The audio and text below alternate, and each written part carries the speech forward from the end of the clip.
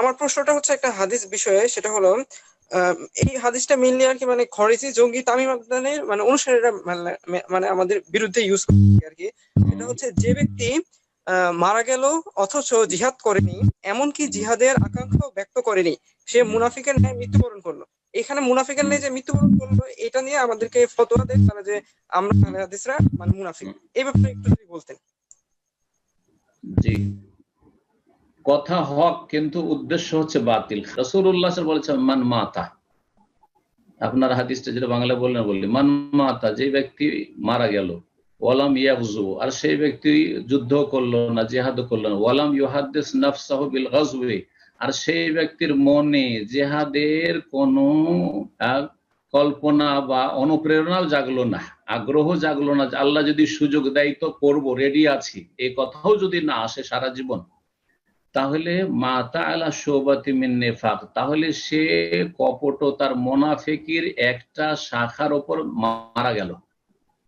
তো চিন্তা করেন যে কেউ যদি মারা যায়, সে জিহাদ করার সুযোগ পেল না, করলো না, আর মনে কোনো আশা আকাঙ্ক্ষাও নাই যে আল্লাহ সুযোগ করে দিলে আমি রেডি আছি, এইটাও নাই, তখন মুনাফিক হয়ে মরবে।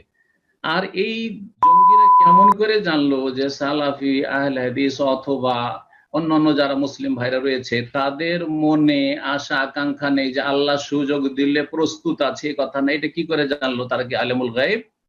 তারা কি আলিমুন বেজাতি সুদূর অন্তর্যামী? না তারা মিথ্যা অপবাদ দানকারী? হ্যাঁ, তারা চরমপন্থী।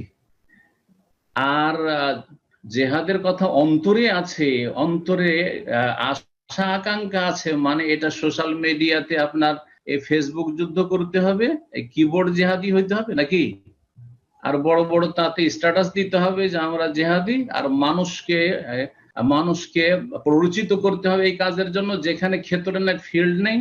কোথায় ফিল্ড? রাসূলুল্লাহ এই হাদিস যদি পেশ করে তো তাদের ওই হাদিস পেশ করা ফরজ। সহিহ বুখারী, রাসূলুল্লাহ বলছেন যে আল ইন্নামাল ইমামু জান্নাতুন, মুসলিম শাসক ইমামুল মুসলিমিন হচ্ছে ঢাল বর্ম, ইউকাতালু মিন ওয়ারাহি, তার নেতৃত্বে তার পিছনে থেকে লড়াই করতে হবে।